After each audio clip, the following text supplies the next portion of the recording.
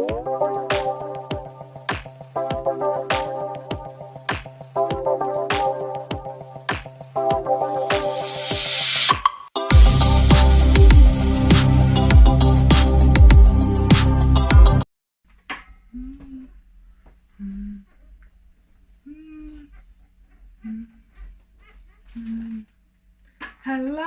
and welcome back to my YouTube channel. It is Wheelie Dan here, and if you're new here, then welcome. If you're not new here, then welcome back.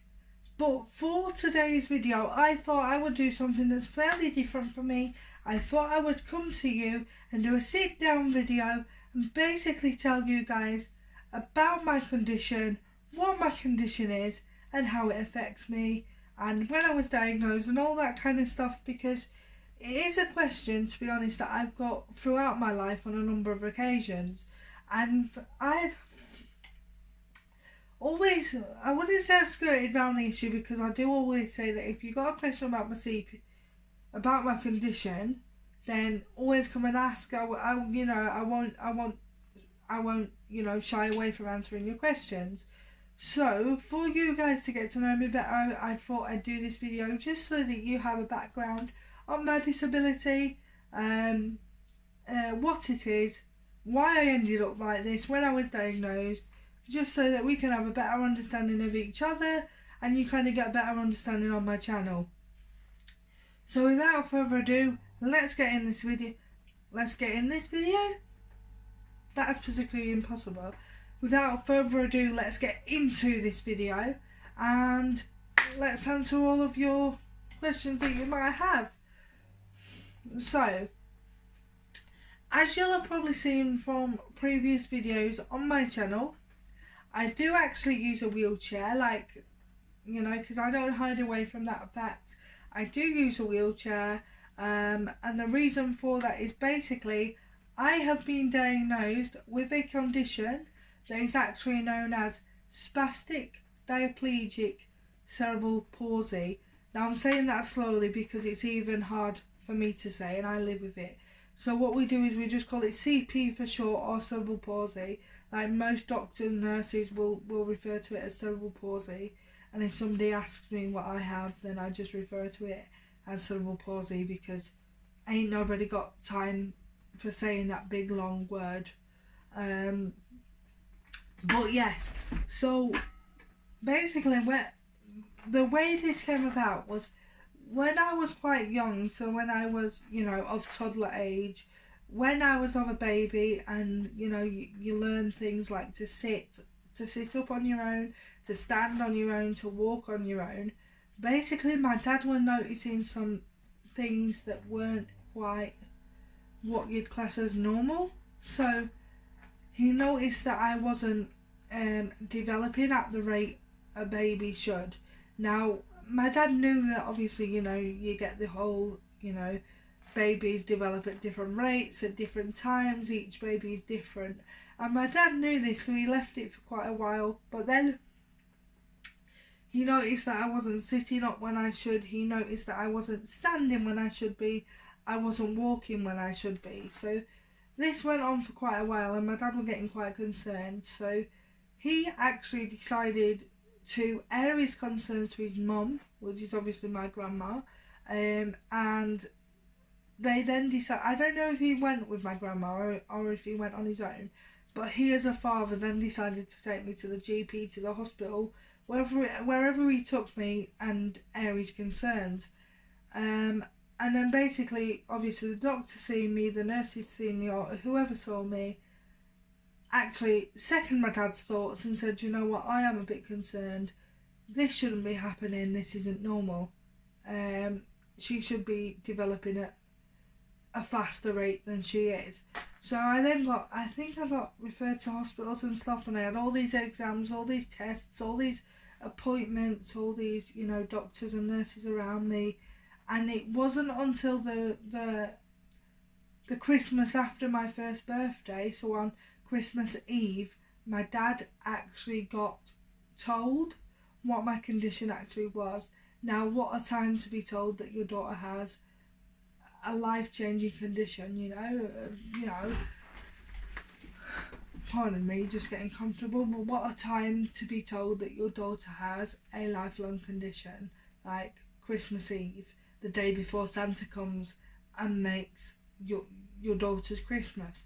When I was diagnosed, there was a lot of uncertainty, to be honest, like, because if you imagine, when I was diagnosed back then, they didn't have all of these special tests, machines, surgeries that they could do to like improve your life. There was none of that back when I was diagnosed.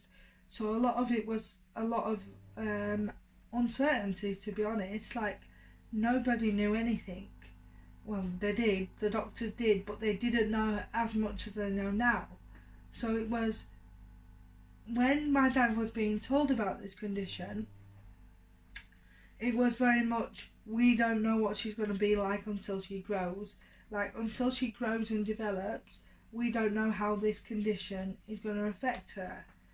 And there's a reason they said that, and I'm going to explain that now. Basically, the reason why the doctors and the nurses and whoever else told my dad this is because nobody with cerebral palsy has exactly the same symptoms and exactly the same degree of disability. So people with CP, you get some that can walk, you get some that, you know, can run, you get some people that can, you know, transfer themselves from chair to chair, you get people that are fully dependent on breathing apparatus, you get people that are, you know, need help feeding, you get people that are fully independent and it just affects them slightly. So they're all different ranges of cerebral palsy and the way it affects people. Now, the way mine affects me is kind of, I'd say I was a bit more in the middle of the spectrum. So when I say in the middle of the spectrum, what I mean is, so say you've got up here, it doesn't really affect me at all. I can walk, I can talk, I can, you know, do all these things, I can run, I can go to work. And it's just literally like a slight little bit of weakness. You've got that up here. And then down here you've got, I need full breathing apparatus, I need feeding tubes, you know, oxygen masks, all that kind of thing down here. I'd say I was somewhere in the middle, which is like here. And the reason why I say that is because my condition, basically, as you can tell, it doesn't affect my speech. The only time it actually does affect my speech is when I'm tired, or, you know, I'm getting tired. I promise it doesn't affect my speech. If I'm tired and I get sleepy, then you'll probably notice that my speech becomes a little bit slurred and a little bit harder to understand. But other than that, it doesn't affect my speech. I've got full cognitive understanding, and if nobody understands what cognitive means, basically all that means is that I have full mental understanding of what's going on around me. So I can hold down a conversation, I can make decisions for myself, like nobody needs to make them for me, I can make my own choices, I can, you know, hold down a conversation, like I said. I have full understanding of the world, I understand what's going on around me, I understand what's going on in the world, I can problem solve, like, I can, make important decisions about my life without having to be everybody needs to be inputted into a decision, otherwise if you had never had any information you wouldn't make a decision. But I don't need anybody else's help to make important decisions in my life. Like the end decision is down to me. Like, my parents don't make that decision. Pardon me, I am recovering from the flu jab, that's why you just heard me cough. But social services don't make that decision. All my important life decisions, the final decision comes down to me. So I've got full cognitive understanding. when it comes to my physical health, I can obviously move my upper body like as you do, like move your upper body. Hello, like I can move my fingers, move my arms, and all sorts. So I can obviously move my upper body. My lower body is a bit more complex because I have hip and pelvis problems. So I currently have a metal plate and 5 pins in my left hip bone, and I currently have rods in my spine because I had a spinal scoliosis diagnosed in 2012 and I had my surgery in 2014. So basically, when it comes to my legs, I have basically, I know this sounds silly, but I have one good leg and one bad leg. And basically, my left leg is the bad one, and my right leg is the good one.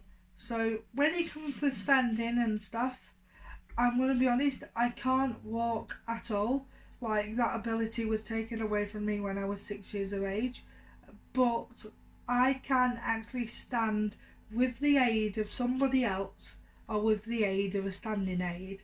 And by a standing aid, what I mean is, I always get confused because I've had both of these in my lifetime, and I don't know if it's called a return or an ambi-turn.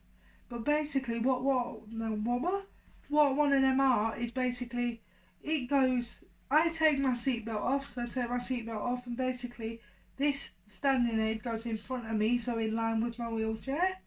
I'll push my bum forward, put my right foot on the floor, pull myself up and stand up. And I can hold my own weight, and then this piece of equipment just gets wheeled to wherever it needs to go. The bed, the toilet, the bathroom, the shower chair, whatever. But basically, that's that.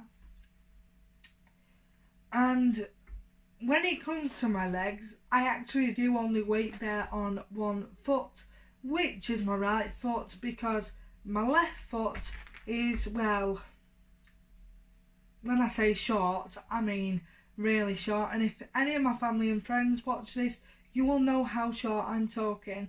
Like, it is about at least 3 foot shorter than the other one. Like, it is drastically shorter. And the reason for this is obviously with my condition. If you imagine this being your pelvis and your hip joint, and this being your hip. When I was obviously growing up as a child, and as I grew, my hip joint kind of dislocated. So this is like the socket that holds it in place, and this is your hip bone. So basically my hip bone went like this, slit through the neck and dislocated.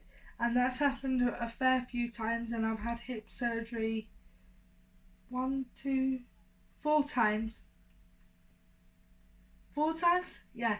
I had it once when I was 6, and 3 times in the space of 3 weeks when I was 11. So yeah, I've had that 4 times.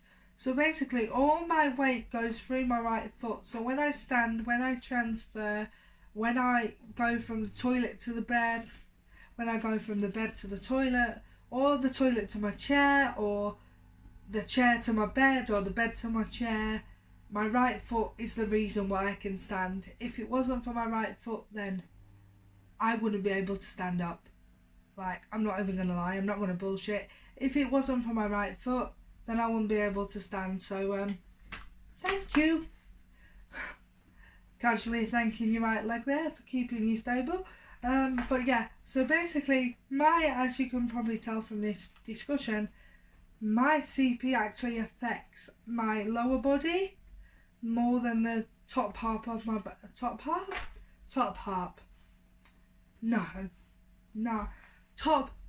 of my body. So my lower half of my body is affected more than the top half of my body and the top limbs of my body. So basically, but just so we're clear, I do actually have cerebral palsy in both my hips, my legs, my feet and my fingers and my hands. But it's just that you wouldn't know that they was in my hands. Look. until I started to do something very fiddly, like, let me try and think of an example here. So you wouldn't know I had CP in my fingers until I went to zip up a coat zip, or if I went to fasten the. What are you looking at? What are you looking at, Danielle? There was nothing even down there, but you wouldn't know that. Oh my God, everything's happening today. You wouldn't know that I had CP in my fingers unless I was to do something like fasten the buttons on a shirt, or tie a tie, or tie a shoelace, because those things I found really difficult, just because my type of CP, which is what I'm going to call it because I just find the other names so long to say, is it really does affect my hand and eye coordination. So I'm trying to explain that in a way that you're going to understand, but it really does affect my hand and eye coordination. So it takes my body a lot longer to do what my brain is asking it to do. So for example, if I was to fasten a shirt button like I've just been explaining, the time it takes my brain to signal to my fingers that I actually want to tie the button, it takes quite a long period of time, and it takes a lot of concentration from me, and can actually make me really tired, and can actually make my hands and my arms really tired as well. But when I was actually diagnosed, there was a number of things that the doctor said I may never be able to do, and I would definitely not be able to do.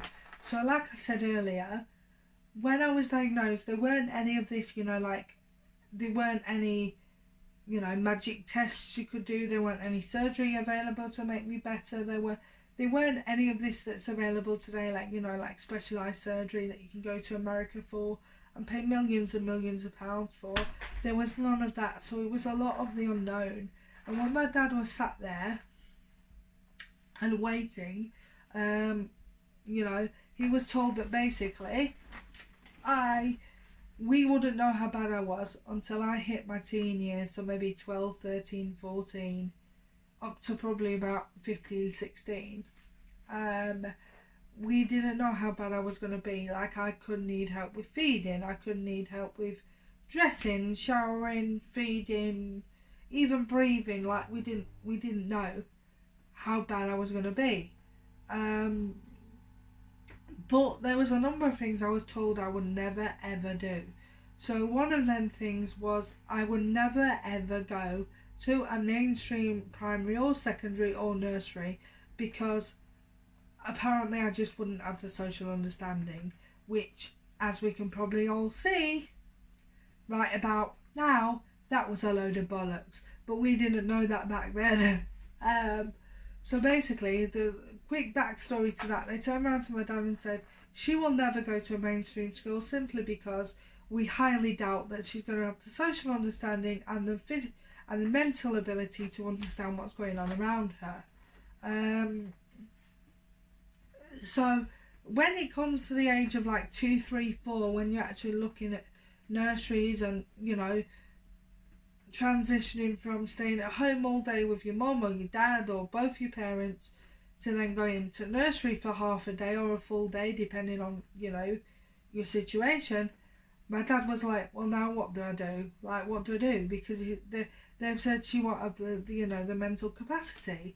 So for my own safety, and because we didn't know how bad I was going to be, my dad actually enrolled me into a special needs nursery in my area. And I went there for 2 years, so like the average time scale for being in nursery. And it wasn't until I was due to leave the nursery and we were looking at primary schools, my dad was more than willing to put me into their, what do they call it? Into their, what's it called? Into their primary school, that's it. He was more than willing to put me into their primary school. But it wasn't until then that my dad was actually pulled aside with his partner that is now my stepmom, because they've been together for Oh, what am I doing here? Oh my god, my brain. So yeah, basically, as I was saying, it wasn't until I left. I was leaving. Should I say, not left? It wasn't until I was leaving nursery that basically, my dad was pulled into a room by all the nursery nurses and the nursery teachers with my stepmom, with his partner at the time that is now my stepmom, because they've been like together forever. And they actually turned around to my dad and said, she cannot go, under no circumstances can she go to our mainstream to our special needs primary school. And when my dad asked why, it was quite a revelation actually, because the word for word answer that they gave my dad was, she can't go to our special needs primary because she is too far ahead for the other children. So she's developing like a normal child. Her mental age is the same. She's she's developing as she should for her age. The only thing she needs help with is her physical, her physical care, so going to the toilet, her physio and things like that. She will need help with that, but we're worried that if she stays in this environment, that she's actually going to deteriorate rather than improve, because she's starting to copy all the other children, which you do when you're at nursery. And as you can imagine, some of these children had very, very severe needs, so I was copying their behaviour, which wasn't good for me. And basically I was told that I was too good for their school, which is in a way like a good thing, but in a way I was like, oh, so now you don't want me. But no, they was actually doing it for my own good. And the thing was, so then it came about that my dad had to then look for mainstream schools. Now, back when I was a child, like, you've got to understand, like, disabled children going to a mainstream school was not heard of. Like, it was not heard of. As far as anyone knew, disabled people went to special schools, and there was nothing available. Well, it was available, but it wasn't heard of. So then obviously my dad and his partner were then on the search for a mainstream primary school that could cater to my needs, because this had never been heard of, a disabled person going to a normal school. Like, it just hadn't been heard of. So my dad went, and I mean, when I say search, I mean he spent months and months and months searching for a school. And eventually we got a school, we did, and I went there for the whole 5 years of my primary school years. I went there, but it was so strange, because when I tell you that I was the only person in that primary school at the time for quite a number of years, for at least about 3-4 years, I was the only disabled person in that primary school for at least 3 years. And then a young lady came in after me, who was a lot younger than me. She came in after me because I kind of set the way, if you like. Like, I was the first disabled person in that primary school, and probably in the UK, to go to a mainstream primary school. So I was like, it was very daunting for me, but over the time, like, obviously I got used to it. The children there was lovely, like, to a degree. I mean, you always get bullies, because I was obviously bullied throughout my time at school, but you always get bullies, and it was quite a good 5 years. And then obviously I went to a mainstream high school. I passed all but one of my GCSEs. Oh my god. I passed all but one of my GCSEs, and then I went to a mainstream college as well. So that was that. And obviously, but my condition, really, I get a lot of questions. Like, I've had so many questions, like, can you have a relationship? Which I can, and I do. I'm with a loving person. who's called Dan, which has featured on this channel before. We've been together for 3 years. We are happily engaged. We're planning to get married and have our own home. And just basically because having a disability when you are my age, when you're 25, when you're a child, you feel different. And I'm not going to lie and say I don't feel different, because I do. Even now I still have self-esteem issues with myself that I'm still working on. That's one of the reasons I actually created a YouTube channel, because I was hoping that it would give me some self-esteem and some self-confidence. But my disability basically is it's a very, very, very common disability. In fact, it's probably one of the most recognised conditions now in the whole world. Like, about a quarter of the population is known to have my condition, but they're all at different severities. Like, nobody with my condition is the same. Like, no two people with CP are the same. And I know everybody says that about everything, but that is literally the truth. Like, nobody with CP is exactly the same. And it can be, with my condition, you do get a lot of pain. I'm in pain pretty much all day, every day. But it changes in severity depending on what type of pain I'm in. Now, as you can imagine, with CP there is a lot of I do need a lot of physical help.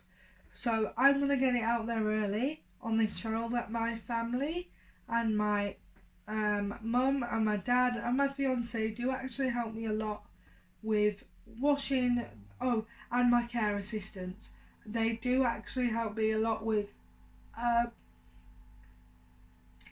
washing, dressing, getting in and out of bed, going to the toilet, social activities, things like that. I do need help with, because another thing that's affected with my CP is that I have really, and when I say bad, this isn't me slagging myself off, but I have the most awful sense of direction. Like, you could show me where I was going 15 times and I would still get lost. So yeah, that's another thing that's affected with my CP. But as for, and I want to kill off a common misconception now. That's what I'm trying to say. Now, many people think that when you have CP or when you have a disability, that comes with, learning difficulties. And in some people's case, it does. But in my case, I don't have any learning difficulties whatsoever. So I can make my own decisions. I don't have a problem making decisions. I learn at the same rate as everybody else. Like, there is no learning difficulty delay there, which can often be a misconception when you have a condition like mine. But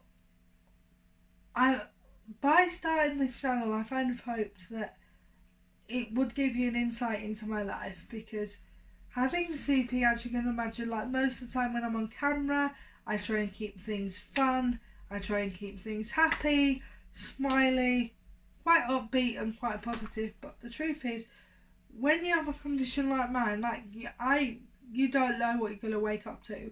Like, so I could be filed today, and I hope I'm not, but I could be in hospital tomorrow. Like, I don't know what I'm going to wake up to until I wake up. Like, I could be in, mild pain, or I could wake up in absolute agony. Like, for example, I remember once, and I'll never ever forget this day. For example, right, I was supposed to go to a routine appointment to check my hips, legs and feet to make sure they was fine, make sure nothing had changed, make sure I was in no more pain or whatever.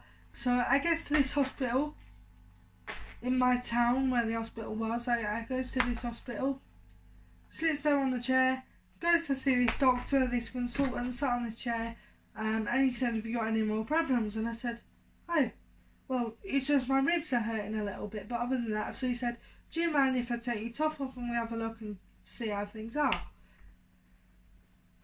So there's there, my mum and dad helped me take my top off, and we're there, the doctor's checking me over, and he went, I don't want to see you anymore today. And I said, hey, what?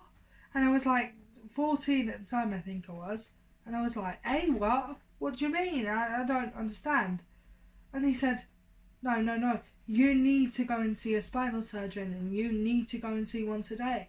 I was like, what? But I'm here to see you, like my hips, legs and feet. What about that? And he went, right now, I couldn't give a, pardon the language, but I couldn't give a fuck about that.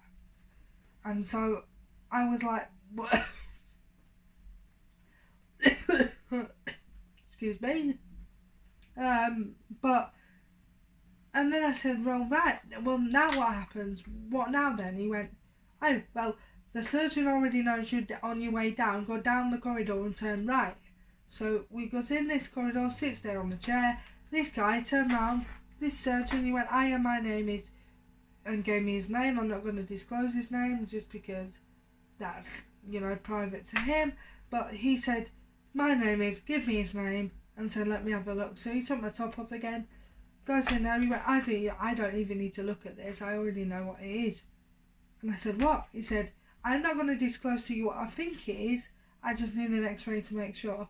So then within a space of an hour, I'd been told that basically I needed to go and see a spinal surgeon, and I needed to do it now. And then I was in an x-ray room, and I was like, right, so I've gone and had this x-ray.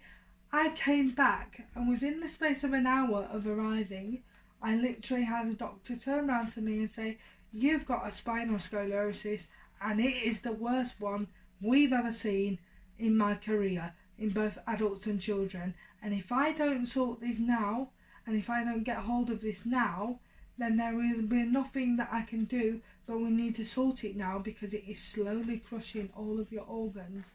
So when I say I was shocked wasn't in it. It was like, what? I was okay an hour ago, and now I need major surgery that could possibly kill me. And if I don't have the surgery, then I'm going to die anyway because it's crushing my organs. So when I literally say my condition is very up and down, this is what I mean. Like, I can wake up today and feel fine. Tomorrow I could be in absolute agony and need to go to hospital. But with my condition, I think it puts your life kind of into perspective. Like, I know that I know what I want, and I know where I want my life to go. This is why I started my YouTube. Like, I know what I want to achieve, and it makes you think of your life in a different light, so to speak. So if I didn't have CP, I don't think I would be as driven I don't think I'd be as driven as I am today if I didn't have CP. Like, CP is the reason why I am so determined to achieve all these things, because doctors for one said I never would, and 9 times out of 10 I have. So being diagnosed with something like that kind of does mess with your head, even into your adulthood when you're kind of used to it, because I have to balance my life between living a life and then being able to switch from that to being in a second, being in a hospital bed, having surgery, fighting for my life. So it's just a constant balance. It's just a constant balance. It's a constant balancing act for me, and sometimes that can become mentally draining. Sometimes it can become very difficult because, yeah, fair enough, on camera I show you the funny side to my life. I show you the fun, joyful, happy, positive vibe side of my life, because I don't like, putting the downer side of my life on YouTube, on the internet, for the whole world to see. But I just wanted to have this chat to basically tell you about my condition, because it is a condition that I get this a lot. Well, my friend's in a wheelchair, so you must. No, not everybody in a wheelchair is different. Just because I'm in a wheelchair doesn't mean that I know your friend in a wheelchair, or just because you know somebody in a wheelchair doesn't mean our needs are the same. Like, everybody's needs are different. And throughout this what's my hand doing now? Look, see what I mean? Look, like, what is it doing? But just because our needs are needs, just because we have a wheelchair doesn't automatically make us the same, because we're definitely not. But I wanted to sit down chat with you guys, and I know it's pretty long because we've gone past 35 minutes now, but I know it's pretty long. But I just wanted you to get to know me and my condition, just so that you are aware of why I am the way I am, because I think it's important that you guys are aware of some of that, and that you fully understand why I use a wheelchair, because I'm fully aware that some people who are new to my channel, who may come across this video, don't really know much about CP, and some people may never even have heard of it. So to me, it was kind of important to put a video at some point like this on my channel, because my disability is part of me, and if I don't talk about it, then that's like me dismissing it, like it's not part of me and it's not part of my life.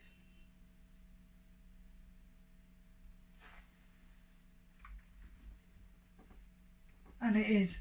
So yes, that is the reason for this video. But if you do like videos like this, then do give it a like. Please. Why is it every time you try and film, there's a guy either beeping his horn, mowing the lawn, or the ice cream man, or the phone rings? Like, oh my god. But if you do like these types of videos, then do give this video a like. Do show your support, and please, please, please subscribe to the channel, and please, please, please click that notification bell, because then when you do, you'll be one of the first people to know when I upload a video. That meaning you never miss one.